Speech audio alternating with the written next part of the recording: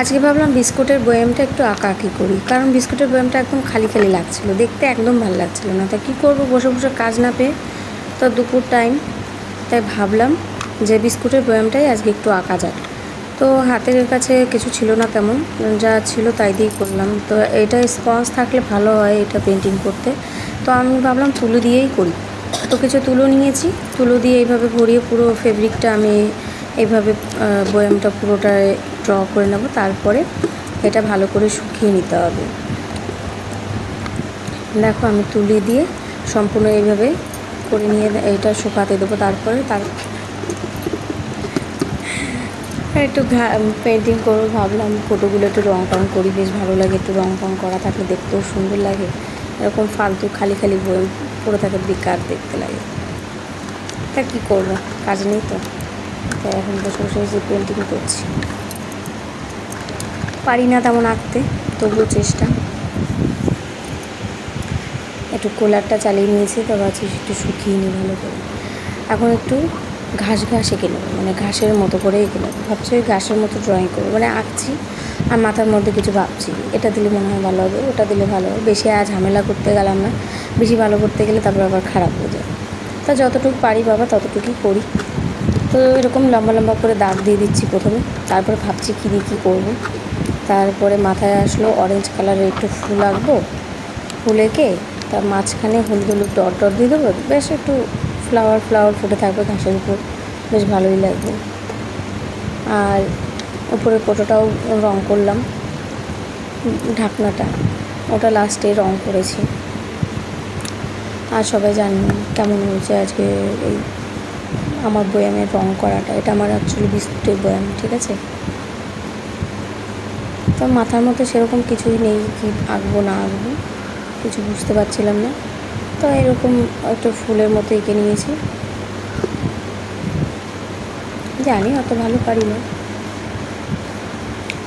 তবুও আমার খুব ভালো লাগে ওই কোটোর যত কোটা টোটা আছে সব রং টং করে সাজিয়ে রাখতে। আমি এরপরে ভেবেছি যত আমাদের হলুদ লবণের কোটো আছে সব কটা ধুয়ে একদিন পরিষ্কার করে সব কটা রং করে দেবো, সাজালেও দেখতে সুন্দর লাগবে।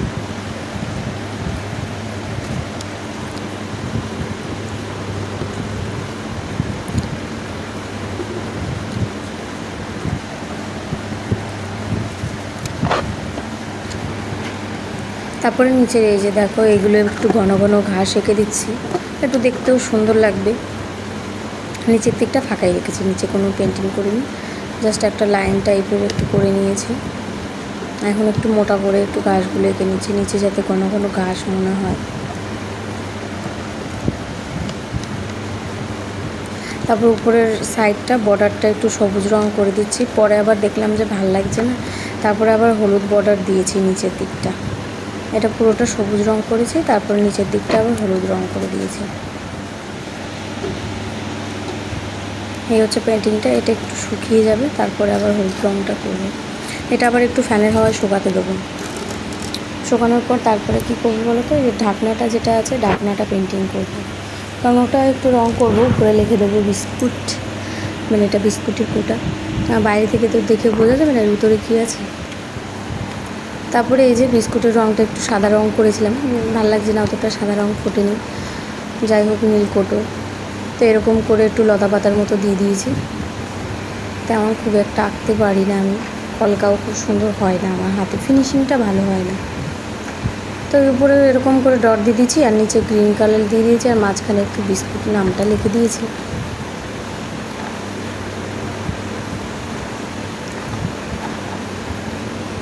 তোমরা কে কে আছো আমার মতো এরকম ঘরের জিনিস এরকম রং করতে বেশি ভালোবাসো।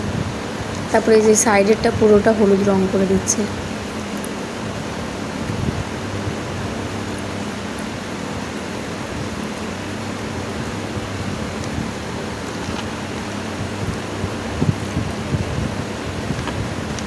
দুপুর টাইমে কোনো কাজ না থাকলে তো কী করবো, তখন এই হয় জুয়েলারি বানাই, নাহলে কোটোগুলো রং করতে বসে যাই।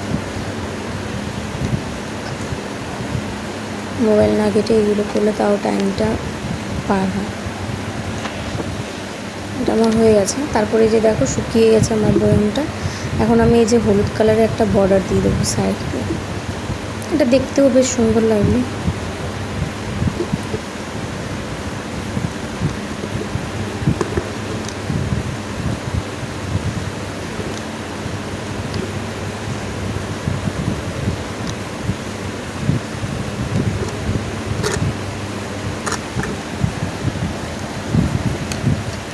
প্রায় কমপ্লিট, মানে একদমই কমপ্লিট। এর মধ্যে আর কোনো কিছু করতে যাব না, কারণ বেশি সুন্দর করতে গেলে তারপরে খারাপ হয়ে যাবে, পুরো ঘেটে হয়ে যাবে।